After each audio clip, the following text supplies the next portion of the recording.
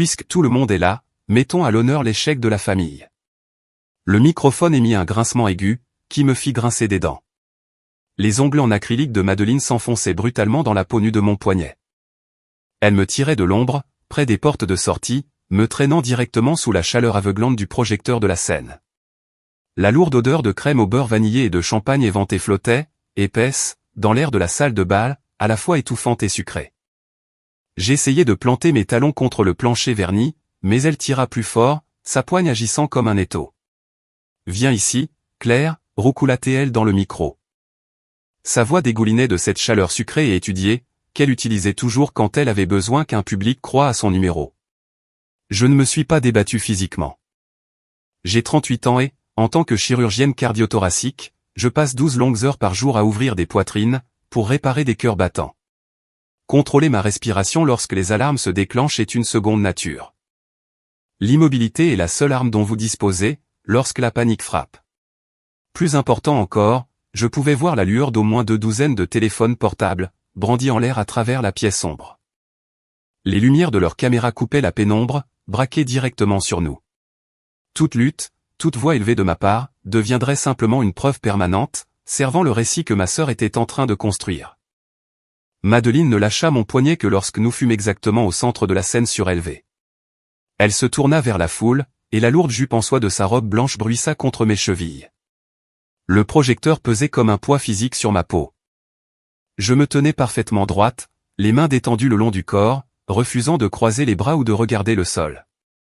Pour ceux qui ne la connaissent pas, déclara ma sœur à la salle de 300 invités, voici ma sœur aînée. Je ne pensais pas qu'elle oserait se montrer. Elle fit une pause, laissant le micro capter son lourd soupir théâtral. Elle n'a ni mari, ni enfant, et elle n'a même pas pris la peine d'aider à s'occuper de notre père malade ces derniers mois. J'ai dû quitter mon emploi pour rester à la maison, et tout faire moi-même. Mais elle a réussi à venir aujourd'hui, probablement pour le vin gratuit et la côte de bœuf. Une vague de rire parcourut le premier rang. Les demoiselles d'honneur, regroupées dans leurs robes roses poudrées assorties, gloussèrent derrière leurs mains. Quelques parents éloignés ricanèrent doucement, supposant qu'il s'agissait d'une pique fraternelle planifiée à l'avance, un peu d'humour de mariage provocateur. Je ne me suis pas défendu, et je n'ai pas non plus exigé le micro. J'ai regardé au-delà des flashs des appareils photo et des visages hilars, observant la pièce avec le même détachement clinique que j'utilisais au bloc opératoire. Madeleine donnait une leçon magistrale de manipulation publique, transformant mon silence en un aveu de culpabilité. Elle me punissait, pour le simple fait d'exister hors de son contrôle. Puis, mes yeux trouvèrent la table d'honneur. Le marié, Owen, ne riait pas. Il était assis, rigide dans son costume sur mesure, les mains à plat sur la nappe blanche. Il fixait sa nouvelle épouse avec un léger froncement de sourcils, visiblement confus. Il ne m'avait jamais rencontré avant ce soir, ne connaissant que la version fantôme de moi-même que Madeleine lui avait façonnée, au cours de l'année écoulée. Cependant, ce fut la femme assise à côté d'Owen qui capta toute mon attention, Margaret Whitmore. Je n'avais pas distingué son visage clairement, lorsque je m'étais glissé au fond de la salle 20 minutes plus tôt. Les massifs arrangements floraux et le faible éclairage l'avaient caché de ma vue. Maintenant, depuis mon point d'observation sur la scène brillamment éclairée, il n'y avait aucun doute. Je me souvenais parfaitement de ses traits, me rappelant la nuance exacte de sa peau si pâle, 18 mois auparavant. C'était lorsqu'elle avait été transportée dans mon service d'urgence, souffrant d'une dissection aortique aiguë de type A. Margaret me dévisagea en retour, et je vis les couleurs de la santé quitter complètement son visage. Nous nous sommes figés, enfermés dans un instant de reconnaissance absolue, à travers la salle de bal bondée. Cette femme se souvenait de moi. Elle connaissait ma voix, la forme de mes yeux, et le ton calme que j'avais employé lorsque je lui avais tenu la main, pour lui annoncer qu'elle survivrait à l'opération. Margaret se leva si brusquement que sa lourde chaise en bois racla violemment contre le parquet. Ce son dur et les résonna à travers la pièce, coupant net les rires épars. « Je la connais », affirma Margaret. Sa voix tremblait, mais l'acoustique de la salle silencieuse porta ses mots jusqu'au mur du fond. Madeleine serra le micro plus fort, ses jointures blanchissant. « Qu'avez-vous dit, Margaret ?» demanda-t-elle. Le ton sucré était toujours là, mais il était devenu fragile, se fissurant sur les bords. Margaret s'éloigna de la table d'honneur. Elle ignora le regard interrogateur de son fils, et pointa un doigt tremblant directement vers moi. Je la connais, répéta Margaret, sa voix gagnant en force. C'est le docteur Claire Bennett. C'est la chirurgienne qui m'a sauvé la vie. Le silence dans la pièce devint absolu, épais et pesant. Les téléphones, qui enregistraient une blague humiliante quelques secondes plus tôt, capturaient désormais quelque chose de totalement différent. Un bas murmure de chuchotement éclata aux tables du fond, puis balaya la salle comme une vague. J'observai le visage de ma sœur. Son sourire radieux et triomphant fondit en un instant, laissant place à un masque pâle de panique pure. Ses yeux passèrent frénétiquement de Margaret à Owen, puis finalement à moi. Madeleine porta le micro à sa bouche.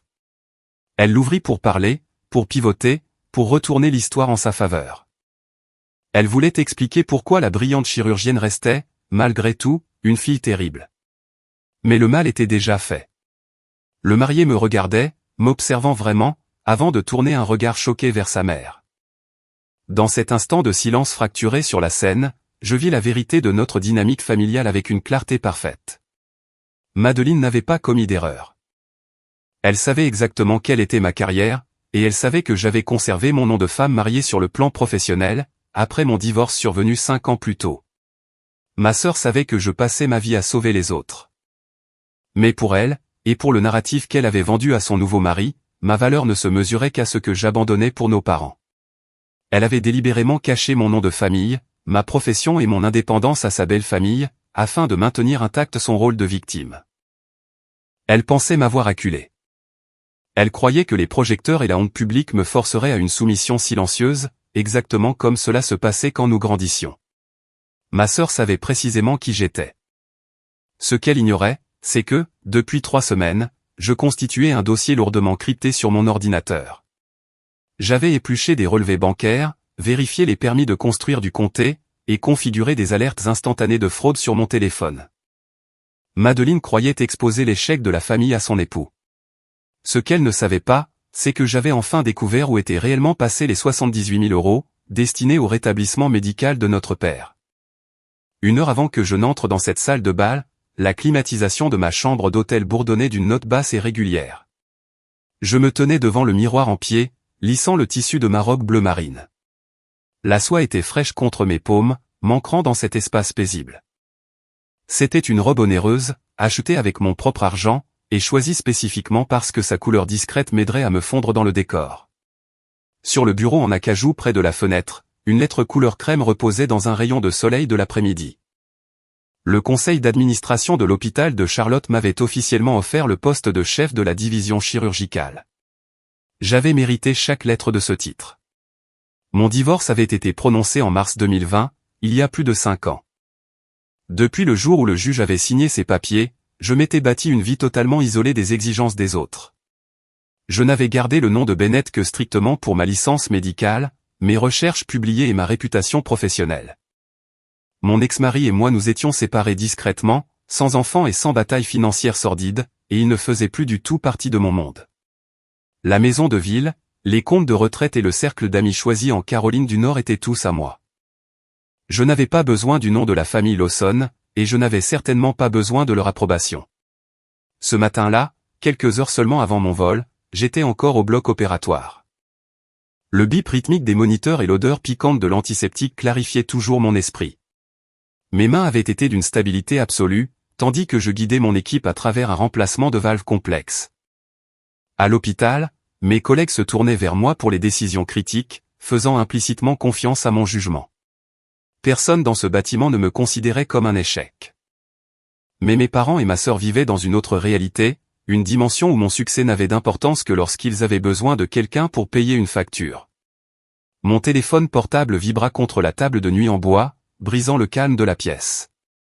Un message texte de mon chef de clinique illumina l'écran, me demandant si je survivais au drame du mariage familial. Je tapais une confirmation rapide, l'envoyai, et jetai l'appareil sur le lit. J'avais failli ne pas venir à ce mariage. Ma mère, Judith, m'avait posté mon invitation il y a exactement 3 semaines, bien après la date limite standard pour les invités venant de l'extérieur. L'épais carton était arrivé avec mon nom mal orthographié, et ne contenait aucune option pour un accompagnant. Il n'y avait aucun numéro de table attribué, glissé sous le rabat. Son message était parfaitement clair, il m'indiquait qu'on attendait de moi un cadeau généreux, mais que ma présence physique n'était qu'une réflexion après coup. Malgré cet affront délibéré, j'avais réservé ma propre chambre d'hôtel, et loué une voiture à l'aéroport. Disposer de mon propre moyen de transport m'offrait un plan d'évacuation, qui ne dépendait de personne d'autre. Deux raisons distinctes m'avaient poussé à confirmer ma présence, pour une brève apparition de 20 minutes à la réception. Premièrement, je croyais fondamentalement qu'une sœur aînée devait discrètement bénir sa sœur cadette le jour de son mariage, peu importe leur passé toxique.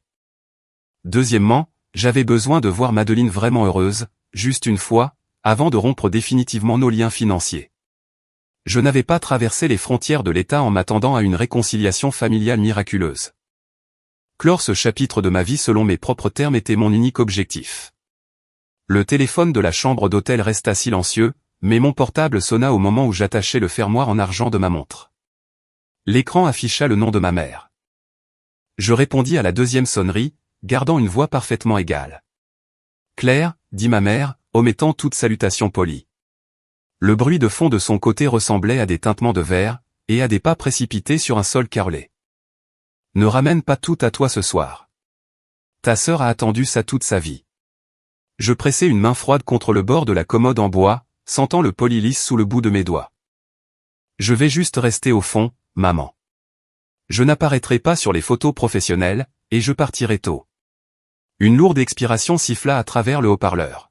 « Promets-moi juste de ne pas parler d'argent, » aboya Judith.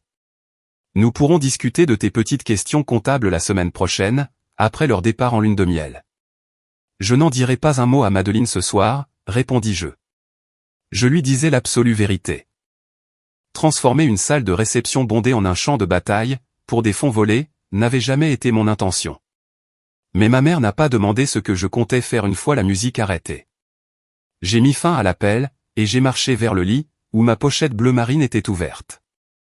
À côté de ma clé de chambre en plastique, se trouvait une fine enveloppe en papier sans prétention.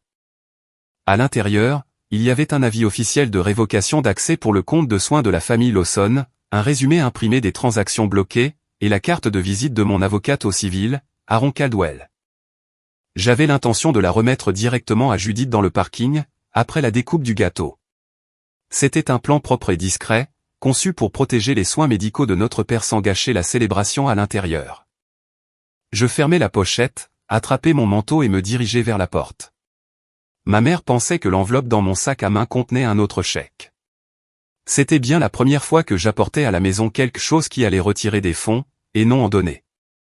5 mois avant le mariage, en avril 2025, mon téléphone cellulaire avait vibré contre la porte métallique de mon casier d'hôpital. Je venais de terminer une garde épuisante de 12 heures. L'odeur de savon antibactérien agressif et de gaz stérile s'accrochait encore à ma peau, et mes pieds me faisaient mal contre le sol en béton. Le nom de Judith clignotant sur l'écran fissuré signifiait généralement qu'une fête importante approchait, et qu'elle avait besoin d'une contribution pour le dîner. Cette fois, le silence à l'autre bout du fil sembla pesant, avant même qu'elle ne prononce un mot. Mon père avait subi un léger accident vasculaire cérébral. Il avait déjà reçu son congé de l'hôpital, et se remettait dans sa propre chambre, mais leur maison à demi-niveau était un véritable parcours d'obstacles, pour un homme qui pouvait à peine soulever sa jambe gauche. J'avais suggéré qu'un gestionnaire de soins gériatriques évalue la propriété, afin d'organiser un plan de rétablissement sécurisé. Ma mère rejeta l'idée instantanément, la voix tendue et défensive. Elle insista sur le fait que Madeleine avait déjà pris les choses en main, pour gérer le moindre détail localement. 2 jours plus tard, la demande financière arriva dans ma boîte de réception. Ma sœur avait joint une feuille de calcul méticuleusement formatée à son courriel. Les lignes étaient codées par couleur, listant des devis pour la conversion d'une douche à l'italienne, des barres d'appui dans le couloir, des soins infirmiers temporaires à domicile, et un coûteux lit d'hôpital ajustable. La somme totale requise au bas de la dernière colonne était de très exactement 78 000 €. Dans le corps principal du message, Madeleine avait tapé une phrase spécifique, que j'allais relire un nombre incalculable de fois au cours de l'année suivante, chaque euro sera utilisé pour les soins de maman et papa. Je ne me suis pas contenté de signer un chèque en blanc en espérant que tout se passe bien. Ma formation médicale exigeait une vérification rigoureuse avant toute intervention. Assise à l'îlot de ma cuisine avec une tasse de café froid, je composais le numéro de téléphone figurant sur le devis principal de l'entrepreneur. Une femme répondit à la 3e sonnerie.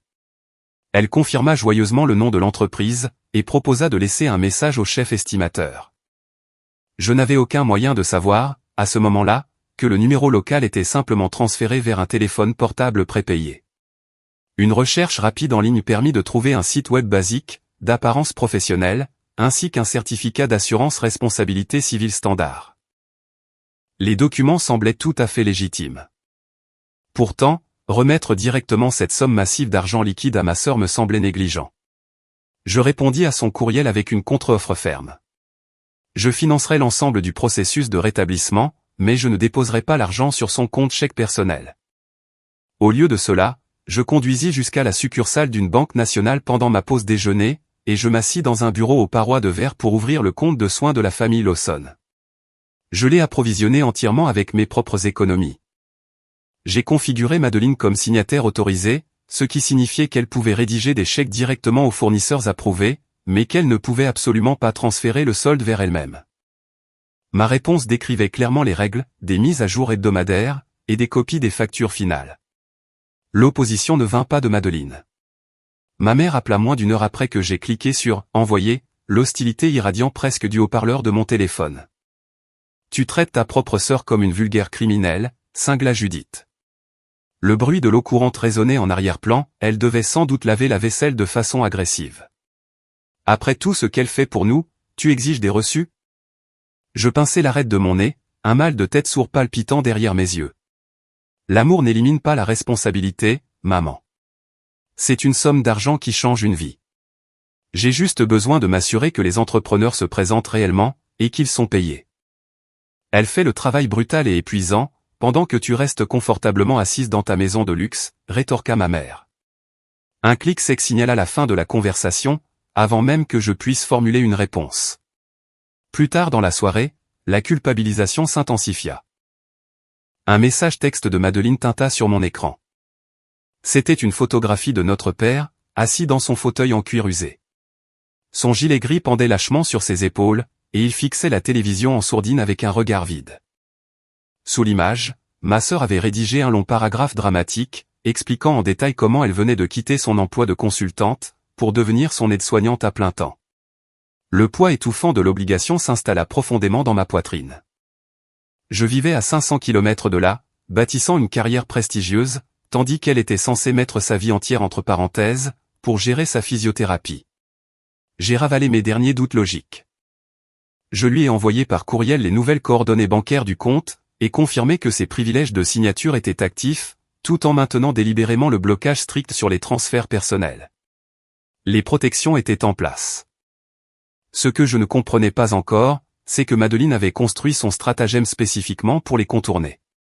Le premier retrait majeur déclencha une alerte par courriel automatisé sur mon téléphone. Le mardi suivant, 24 500 € avaient été débités du nouveau compte de soins.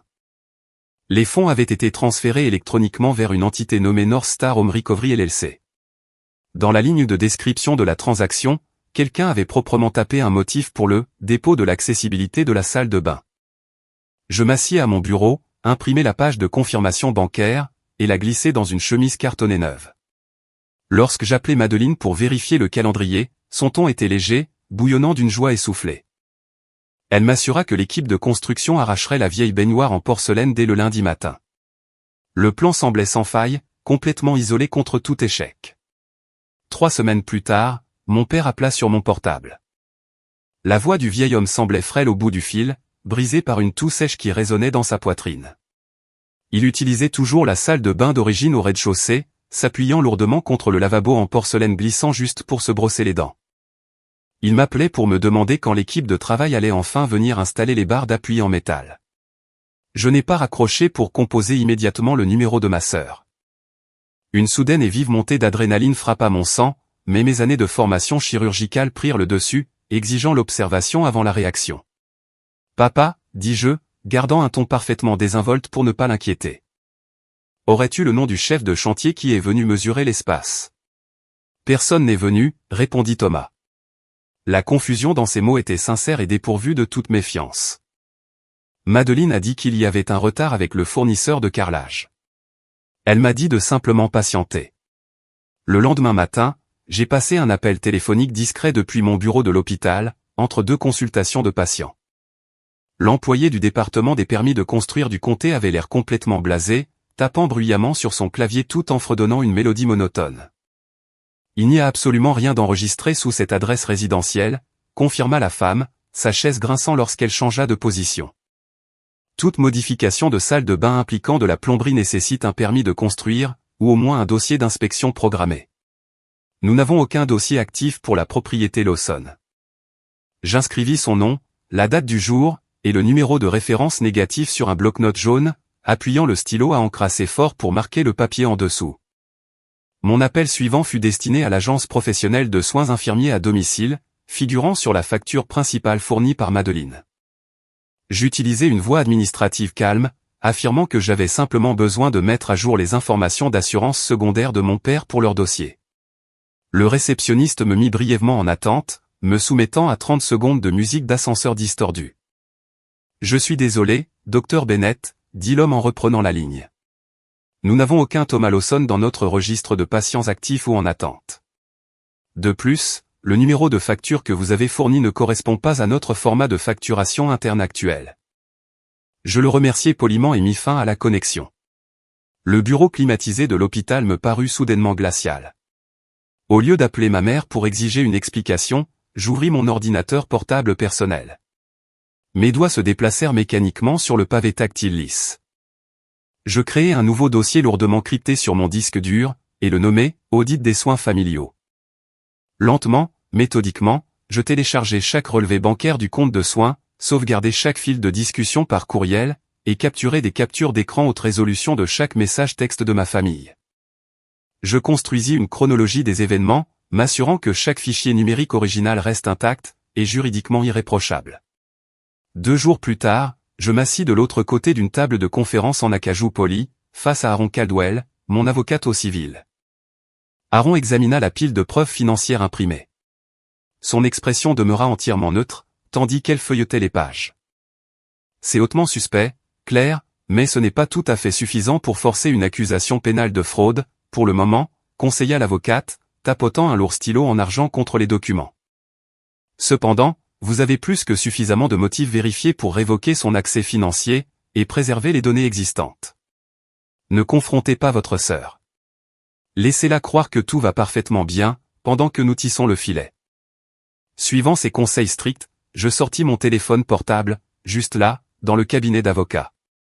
Je contactai la banque directement, naviguant dans les protocoles de sécurité de l'entreprise pour supprimer définitivement le profil d'utilisatrice autorisée de Madeleine. J'invalidai la carte de débit physique liée à son nom.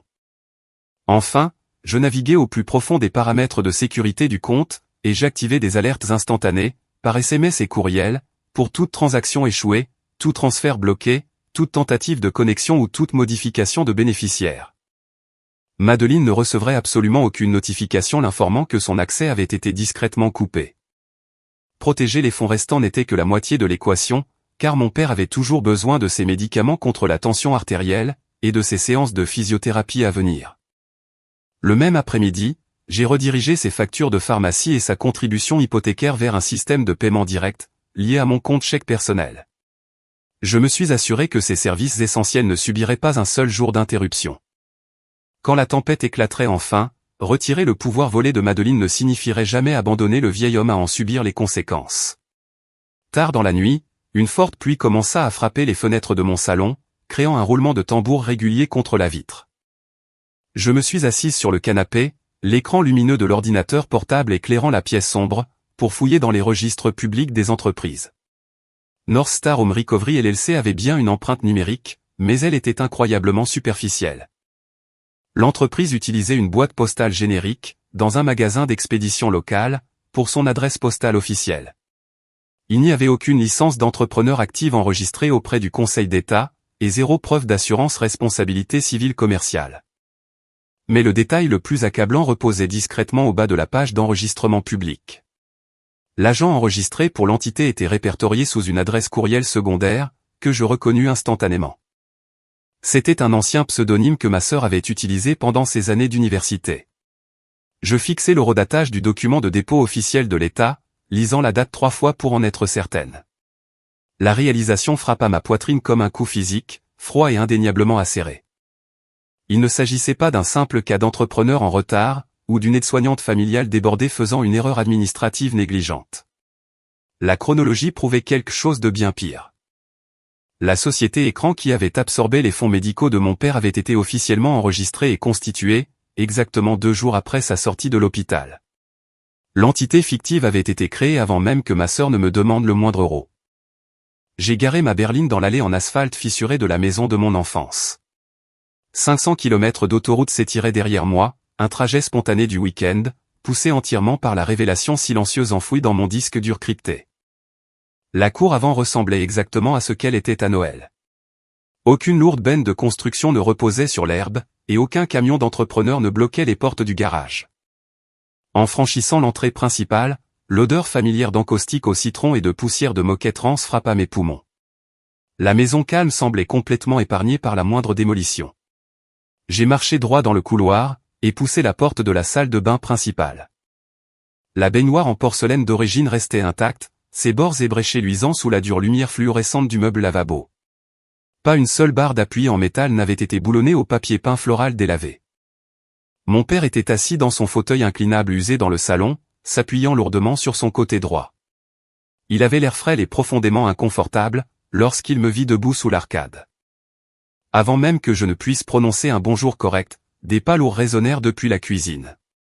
Judith s'arrêta d'essuyer ses mains sur un torchon humide, ses yeux passant de mon visage au couloir vide derrière moi. « Claire, » dit ma mère, d'un ton assez sec pour couper du verre. « Tu aurais pu appeler. La maison est dans un désordre total. » « Je voulais juste voir l'avancement de la salle de bain, maman, » répondis-je doucement, gardant ma voix dépourvue de toute accusation ouverte. Papa a mentionné qu'il y avait un retard. Le torchon heurta le comptoir avec un bruit sec. L'entrepreneur a eu d'importants problèmes de chaîne d'approvisionnement, et les pluies printanières ont repoussé leurs projets extérieurs. Ils viendront quand ils viendront. Je hochai lentement la tête, tirant un petit carnet en cuir de mon sac à main pour maintenir la façade de la fille serviable. Quel est le nom du chef de chantier? Je peux appeler leur bureau et gérer la pression de la planification pour toi. Sa posture devint entièrement rigide. La femme qui m'avait élevé ressemblait soudainement à un animal acculé, se préparant à frapper.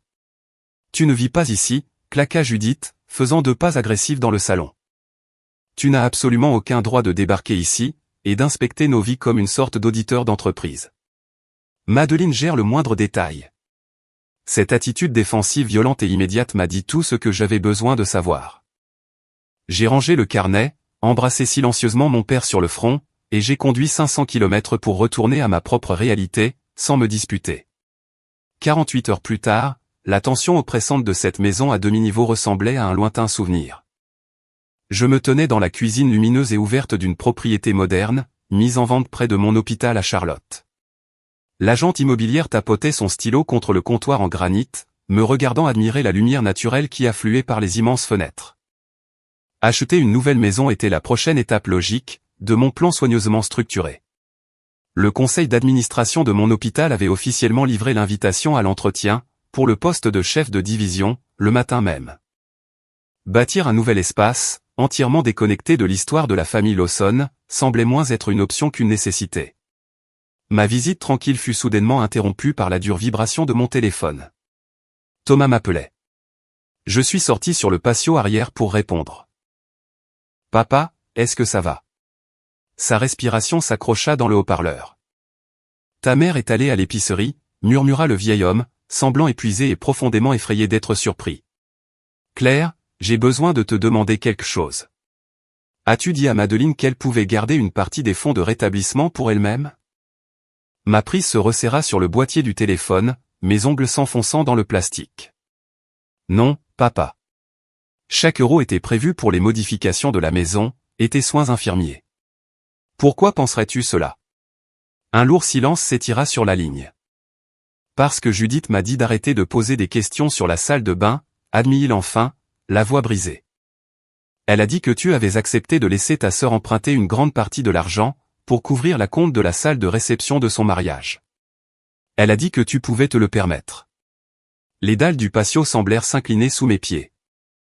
Je lui ai immédiatement demandé s'il avait signé des documents bancaires, ou des renonciations légales pour ma sœur. Il a juré que non. Je lui ai promis que ses médicaments quotidiens et son hypothèque mensuelle seraient toujours payés, m'assurant qu'il se sentait totalement en sécurité avant de mettre fin à la connexion.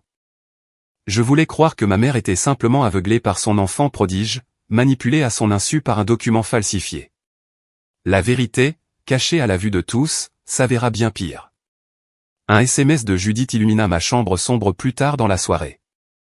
Ne parle pas d'argent à Madeleine avant le mariage, disait le message. Elle a attendu ça toute sa vie. 3 minutes plus tard, une deuxième bulle grise apparut sur l'écran. Tu gagnes autant en quelques mois, de toute façon. Laisse-la avoir sa journée parfaite. Mon pouce plana au-dessus du clavier lumineux. Une colère ardente, brûlante, exigeait que je l'appelle et que je hurle jusqu'à m'en déchirer les poumons. Mais la rage absolue rend les gens négligents, et je devais rester chirurgical. J'ai pris une profonde inspiration, capturé des captures d'écran haute résolution de l'ensemble du fil de discussion, exporté les données brutes, et envoyé le fichier directement par courriel à Aaron Caldwell. Assise dans le cabinet d'avocat poli le lendemain après-midi, Aaron fit glisser un épais brouillon de lettres de mise en demeure formelle à travers la table. Elle décrivait la chronologie exacte de la société écran, et les 78 000 €. Nous pouvons les assigner demain matin, conseilla l'avocate, observant attentivement mon visage pour obtenir mon accord. J'ai regardé le lourd document juridique, puis je l'ai lentement repoussé vers elle. Gâcher la cérémonie de mariage ne ferait que donner à Madeleine la carte de victime ultime, lui permettant de prétendre que sa sœur aînée, jalouse, avait détruit son bonheur par dépit. Pas encore, ai-je dit à Aaron, la voix calme. Les avis de conservation sont déjà partis, et l'accès de Madeleine est révoqué. Gardez la lettre de mise en demeure jusqu'après le mariage. Les médicaments de mon père, la contribution hypothécaire et la physiothérapie sont payés directement. Si Madeleine me laisse tranquille, je resterai dans un coin pendant 20 minutes, je remplirai mon dernier devoir de sœur, et je partirai. Nous pourrons la confronter formellement, après la découpe du gâteau. Mon plan de sortie était parfaitement solide, à supposer que ma famille accepterait simplement ma soumission silencieuse. Mais j'avais fondamentalement mal calculé la profondeur de leur sentiment de supériorité.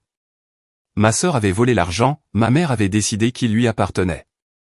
La salle de bal du country club ressemblait à une cocotte minute, remplie de parfums coûteux et d'amabilité forcée, le matin du mariage. Je m'étais connecté au portail sécurisé de ma banque une dernière fois, confirmant que les avis de préservation avaient été livrés aux fournisseurs principaux, et que mes alertes de fraude instantanée étaient pleinement actives. J'avais fait tout mon possible pour m'assurer que les besoins quotidiens de mon père restent stables, tout en ne laissant aucune voie à Madeleine pour poursuivre son détournement. Aaron avait promis que notre filet légal était prêt à se resserrer au moment où la cérémonie s'achèverait. Mon but pour les 20 prochaines minutes était simple, entrer, sourire pour l'appareil photo, rester invisible, et partir avant la première danse. J'arrivais bien après la fin de la cérémonie, garant ma berline de location dans un endroit isolé, près de l'entrée de service à l'arrière. Je ne pris pas la peine de signer le livre d'or, préférant rester un fantôme à la périphérie de leur célébration. La soie marine de ma robe se fondait facilement dans les ombres près du bar, alors que j'observais la foule depuis le fond. Madeleine était d'une beauté à couper le souffle dans sa robe blanche, se déplaçant au centre de la piste avec une grâce naturelle, qui masquait habituellement ses angles morts. Pendant une brève seconde irrationnelle, je ressentis une véritable vague de soulagement. Peut-être allait-elle enfin se ranger, laisser les finances de mon père tranquilles, et trouver un semblant de bonheur. Je pris une lente gorgée d'eau pétillante froide, et commençai à scruter le chemin vers la sortie, évaluant la distance jusqu'aux portes principales. La salle de réception était une étude sur l'effacement délibéré. De grands portraits encadrés des mariés décoraient les tables, mais chaque photo de famille avait été soigneusement recadrée. Je voyais des épaules floues et des segments de bras en arrière-plan, mais mon propre visage avait été méticuleusement coupé. C'était un travail de professionnel, propre et froid. Un cousin d'âge moyen que je n'avais pas vu depuis une décennie plissa les yeux vers moi, depuis une table voisine. Son visage se tordit de confusion. Je lui offris un sourire poli et pincé, et je dérivai plus loin vers le coin, me faisant aussi petite que possible. Près de l'avant de la pièce, Margaret Whitmore était assise à la table d'honneur, la posture rigide. La femme touchait à peine son champagne, son regard se posant anxieusement sur son fils. Owen se penchait près de Madeleine, riant de quelque chose qu'elle chuchotait, sa main reposant de manière possessive sur sa taille. Je leur tournai le dos, me concentrant plutôt sur le photographe qui était occupé à diriger un grand groupe de demoiselles d'honneur. L'homme tenant l'appareil photo recula pour élargir son cadre, et j'entrai par inadvertance dans son champ de vision. Un flash se déclencha, d'une luminosité aveuglante pendant une fraction de seconde, et je sus que ma silhouette avait été capturée en arrière-plan d'une photo de groupe. Une demoiselle d'honneur en robe rose poudrée se retourna, croisa mon regard, et se pencha pour murmurer quelque chose à la mariée. Madeleine tourna la tête. Son visage, qui était éclatant de rire quelques instants auparavant, se durcit en une expression de pure terreur instinctive. Elle chuchota vivement quelque chose à Owen, attrapa ses jupes et commença à naviguer à travers les groupes d'invités. Elle ne marchait pas vers le bar ou vers la sortie. Elle marchait directement vers moi. La musique passa à un tempo plus lent, plus jazzy, qui ne masqua pas la soudaine dureté de sa voix. Elle m'atteignit en quelques secondes, ses doigts manucurés s'enfonçant dans la peau douce de mon bras avec une force surprenante. « Toi » siffla-t-elle, son sourire n'atteignant pas ses yeux. « Tu as vraiment dû te montrer, et tout gâcher, n'est-ce pas ?»« Je pars juste, Madeleine, dis-je, la voix calme et posée. Je suis venu te souhaiter mes meilleurs vœux, c'est tout. » Elle m'ignora, sa poigne se resserrant jusqu'à ce que je sache que les marques feraient des bleus d'ici le matin. Elle ne voulait pas que je sois parti. Elle me voulait sous son contrôle. Elle voulait me définir, avant que la famille du marié ne puisse poser des questions inconfortables, sur la raison pour laquelle la sœur locale qui a si bien réussi n'était pas assise à la table d'honneur. Je sentis le poids familier des projecteurs ramper vers nous, une conséquence inévitable de son besoin de validation publique. J'ai regardé la porte de sortie, puis ma sœur, comprenant exactement ce qui allait se passer. Mes 20 minutes d'invisibilité venaient de s'écouler. Puis, Madeleine descendit de la scène, et marcha droit vers moi, micro en main, prête à commencer la performance de sa vie. Madeleine m'atteignit avec le microphone toujours à la main. Avant que je puisse franchir la sortie, elle attrapa mon bras, et me ramena dans la salle de bal. Son sourire était assez éclatant pour les caméras, mais ses doigts se resserraient autour de mon poignet à chaque pas. « Allez », dit-elle entre ses dents serrées. « Puisque tu as décidé de te montrer, tu pourrais aussi bien te laisser voir par tout le monde. » Je partais, dis-je doucement. Elle m'ignora.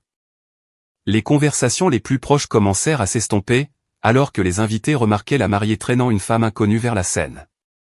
Des têtes se tournèrent, des chaises grincèrent contre le sol poli.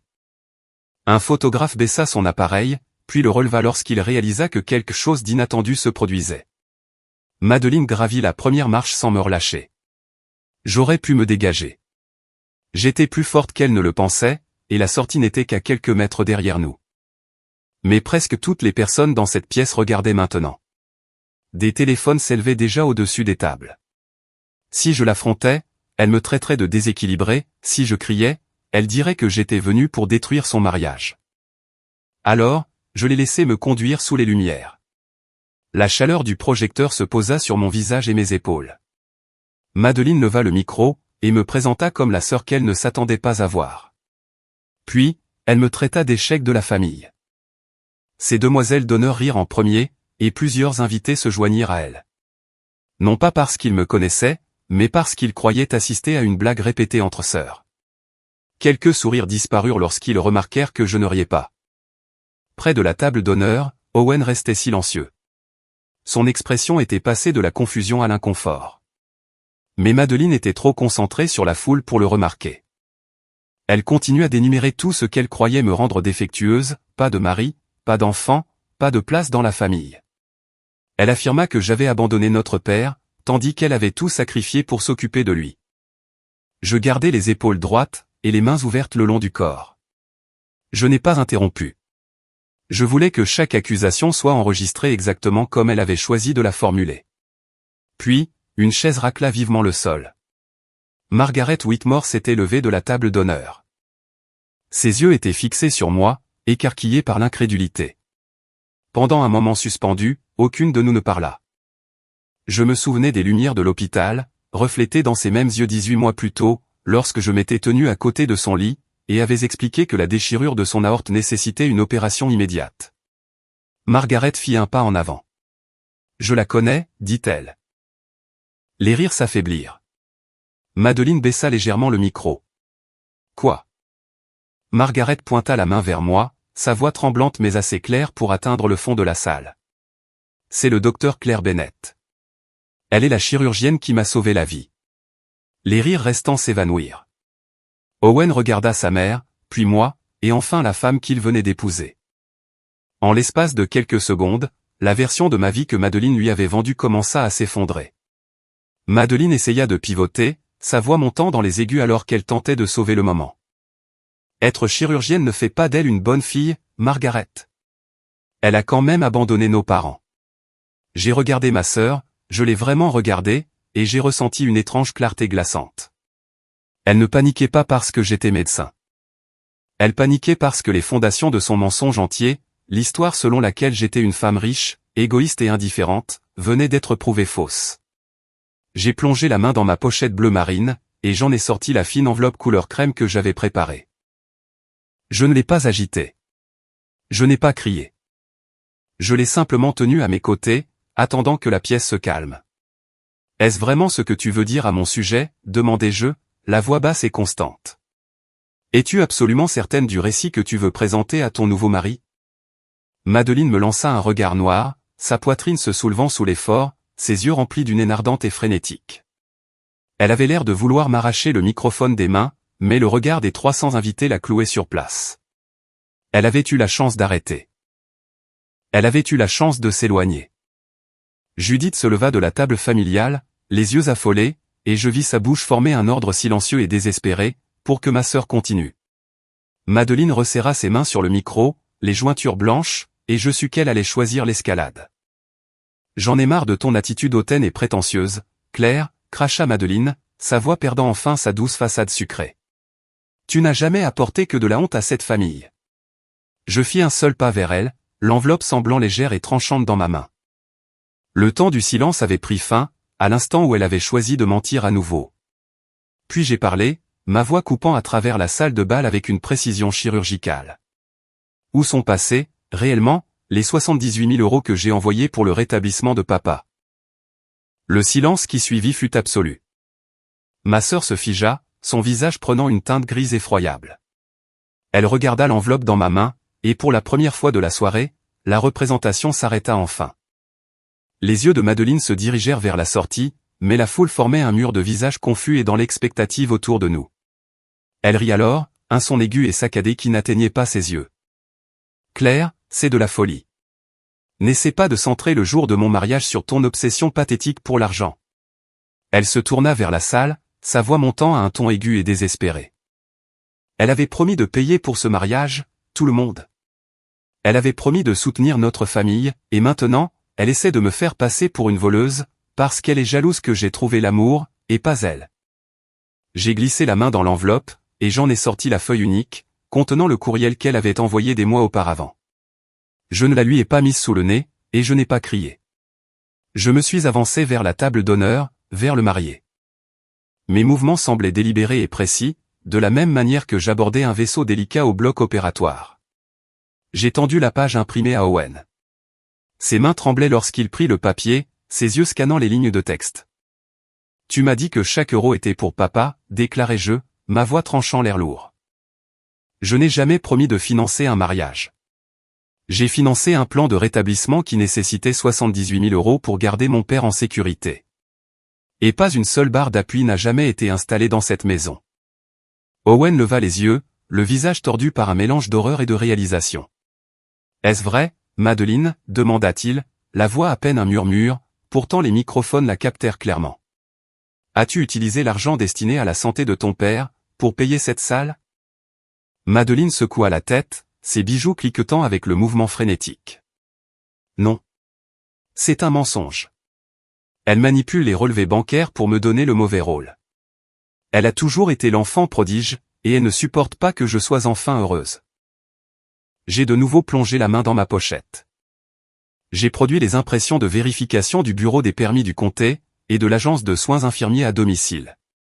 Elles étaient brèves, austères et impossibles à mal interpréter. Je les ai brandies pour qu'Owen puisse voir les tampons et les en-têtes officielles. Il n'y a aucun permis pour la construction, ai-je affirmé, m'adressant directement au marié tout en gardant mon calme. Il n'y a aucun dossier au nom de mon père dans le système de l'agence. North Star Home Recovery est une société écran, Owen. Elle n'emploie pas un seul entrepreneur, et n'a aucune licence pour opérer. Le marié laissa tomber les papiers sur la nappe, comme s'il lui brûlait la peau. Il se leva, renversant sa chaise contre le sol, et se tourna pour regarder sa mariée. L'adoration qu'il lui portait, quelques minutes à peine auparavant, avait entièrement disparu, remplacée par une clarté froide et dévastatrice. « Madeleine, exigea Théil, son ton chutant à une fréquence dangereusement basse. Dis-moi que tu n'as pas pris cet argent. Dis-le-moi, tout de suite. » Madeleine tenta d'atteindre sa main, mais il recula avant qu'elle ne puisse fabriquer un autre mensonge. Judith arriva en courant depuis la table familiale, le visage transformé en un masque de rage paniquée. Elle attrapa mon bras, ses ongles s'enfonçant dans ma peau, et hurla vers la foule, essayant de noyer la réalité. « Ta sœur l'a seulement emprunté. Tu gagnes ça en quelques mois, Claire. Comment peux-tu faire ça à ta propre famille ?» L'aveu resta suspendu en l'air, résonnant sur les hauts plafonds. Une vague de murmures éclata dans la salle de bal. Les gens sortirent leur téléphone, enregistrant chaque seconde.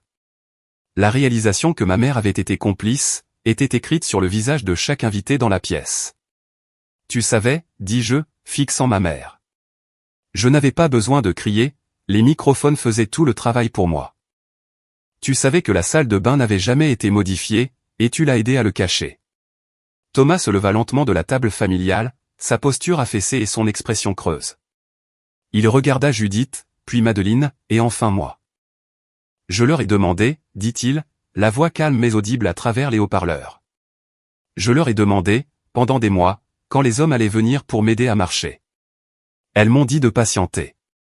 Elles m'ont dit que tu avais déjà payé. » La salle de bal plongea dans le chaos. Je regardai Owen chercher son alliance, les doigts tremblants, mais il ne fit pas de scène. Il regarda simplement ma sœur, ses yeux reflétant une trahison profonde et écrasante. « Je ne sais pas qui j'ai épousé, » prononça-t-il, les mots tombant comme des pierres dans le silence. Il se retourna, fit signe à sa mère, et commença à marcher vers l'entrée principale. Margaret se leva, et suivit son fils sans jeter un seul regard en arrière vers ma sœur. Alors que la fête de mariage commençait à se dissoudre, et que les invités rassemblaient leurs affaires dans une confusion maladroite et précipitée, mon téléphone bourdonna dans ma pochette. Je jetai un coup d'œil à l'écran. Une alerte critique de ma banque clignotait en lettres grasses. C'était une notification push pour un transfert en ligne bloqué, déclenchée par mes alertes de fraude instantanée. Madeleine se tenait actuellement sur la scène, visiblement humiliée et exposée, pourtant elle essayait toujours d'initier un transfert électronique depuis le compte de soins, en utilisant son ancien profil non autorisé.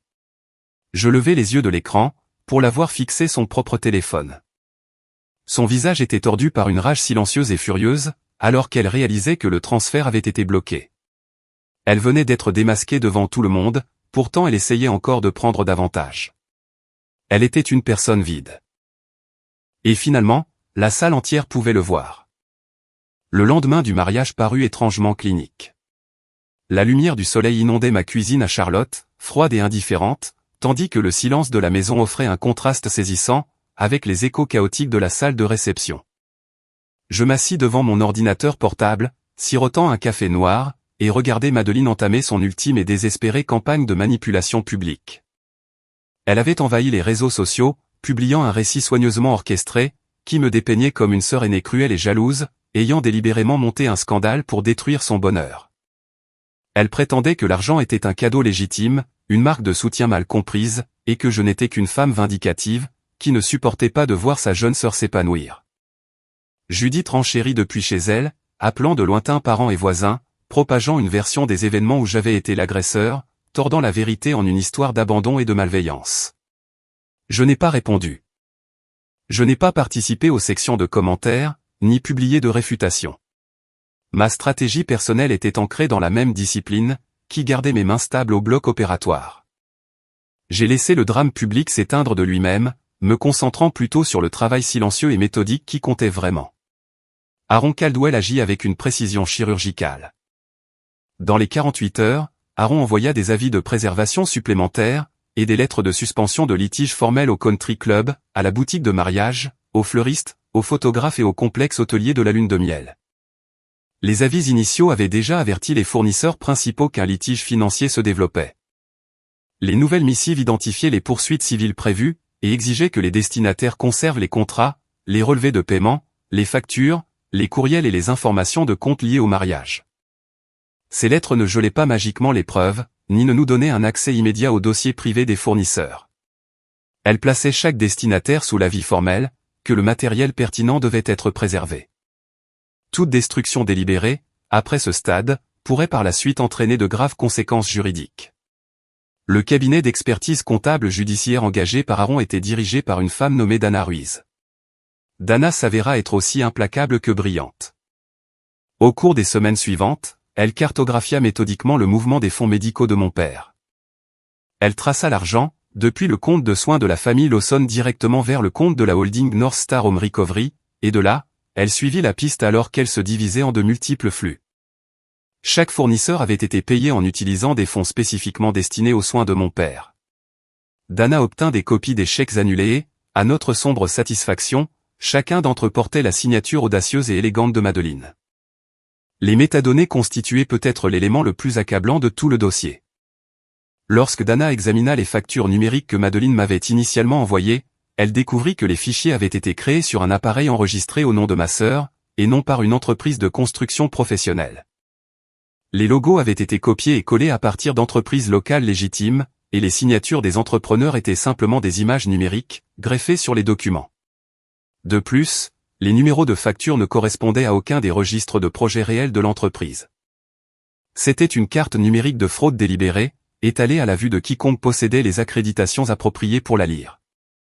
Thomas finit par faire une déclaration formelle à l'équipe juridique. Le vieil homme était frêle, sa main tremblant lorsqu'il signa les documents, mais il en avait enfin terminé avec le secret.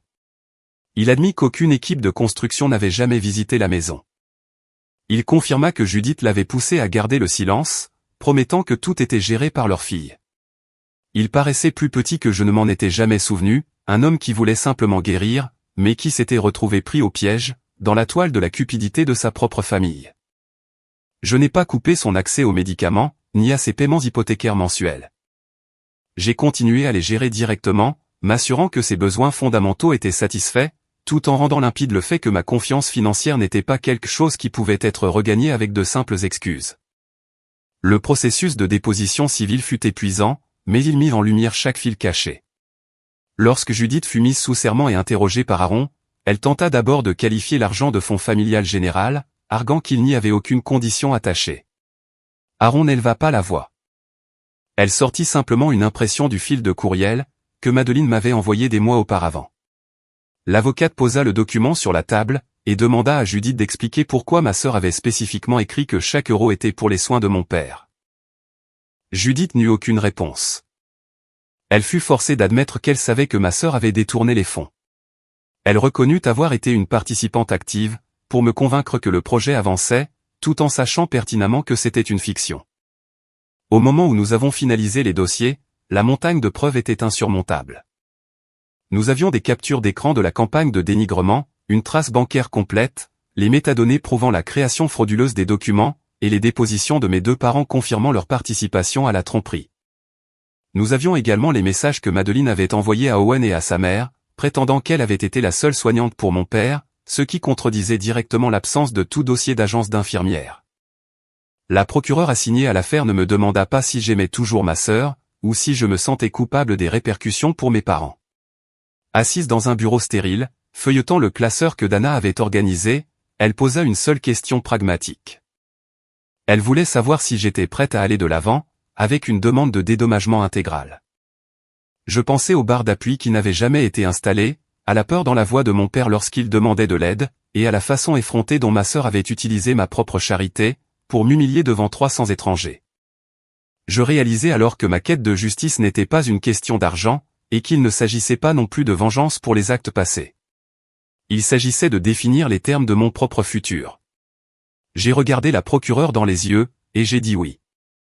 La tentative de ma sœur de me faire passer pour la méchante avait seulement garanti que ses actions seraient examinées avec un examen total et inflexible. La société écran qu'elle avait enregistrée quelques jours seulement après l'AVC de mon père, prouvait que sa cupidité n'était pas une erreur impulsive, mais une exploitation calculée et préméditée. Elle avait préparé son coup, pendant que je faisais encore des heures supplémentaires à l'hôpital pour subvenir à leurs besoins. Les derniers mois de l'enquête ressemblèrent à une marée lente et régulière, s'élevant pour frapper une falaise. L'équipe juridique de Madeleine finit par réaliser que le mur de preuves que nous avions assemblé rendait un procès futile. Ils commencèrent à signaler leur désir d'un accord de plaidoyer, espérant minimiser les dégâts, et éviter une condamnation publique.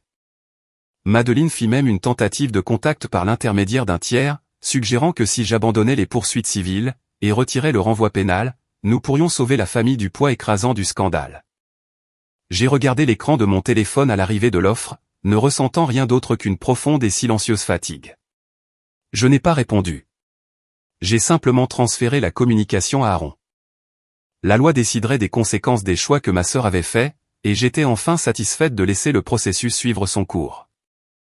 Ma propre guérison commença dans les petites pièces vides d'une nouvelle maison, un espace où je n'avais enfin plus besoin de regarder par-dessus mon épaule, pour voir qui attendait de profiter de ma gentillesse. Je ne détruisais pas ma famille. Je m'assurais simplement qu'ils ne pourraient plus m'utiliser, pour construire leurs propres mensonges.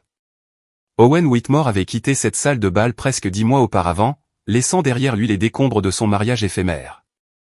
Son départ n'avait pas été l'éclat dramatique d'un homme bafoué, mais une sortie silencieuse et définitive, qui parlait plus fort que n'importe quelle dispute. Dans les mois qui suivirent, il entreprit de dissoudre officiellement le mariage, présentant des documents qui détaillaient la tromperie systémique que ma sœur avait pratiquée depuis le début. Madeleine perdit son statut, sa réputation au sein de la famille Whitmore, et la position sociale qu'elle avait passé des années à cultiver soigneusement. Elle fut dépouillée de la chose même qu'elle valorisait le plus. Non pas par ma main, mais par le poids de ses propres choix répétés. Au moment où la poussière judiciaire retomba enfin, les conséquences financières furent absolues. Le tribunal ordonna à Madeleine de restituer intégralement les 78 000 € qu'elle avait détournés, incluant les intérêts et une partie substantielle des frais juridiques qu'Aaron avait accumulés tout au long du processus de communication des pièces. Ma sœur fut contrainte de vendre le véhicule de luxe qu'elle avait acheté pour la lune de miel, de mettre aux enchères sa garde-robe de marque, et de liquider les actifs acquis grâce à la fraude. Lorsque ses comptes personnels ne purent couvrir le solde total, des privilèges de jugement furent rattachés à ses revenus futurs, garantissant que chaque salaire qu'elle toucherait serait saisi, jusqu'à ce que la dette soit satisfaite. Le système de justice pénale avança avec une formalité délibérée et froide, qui ne se souciait pas de ses demandes de clémence. Madeleine plaida coupable à une accusation de crime de fraude, admettant la fabrication de factures et l'acquisition de fonds sous de faux prétextes. La sentence imposa 4 mois d'incarcération dans un établissement de comté, suivi de 3 ans de probation sous surveillance. Au-delà de la restriction de sa liberté physique, il lui fut formellement interdit de servir de mandataire, ou de gérer les affaires financières de tout membre de sa famille. Une précaution qui garantissait qu'elle ne pourrait plus jamais exploiter mon père, ni personne d'autre dans notre entourage. Judith, quant à elle, vit son propre monde rétrécir rapidement. Une fois que le tribunal eut dépouillé Madeleine de son autorité financière, ma mère perdit le conduit principal qu'elle avait utilisé pour gonfler son propre niveau de vie. Je continue de payer pour les médicaments de Thomas et ses soins à domicile, directement par l'intermédiaire de prestataires de services autorisés, mais je refuse de fournir le moindre centime de revenus discrétionnaires.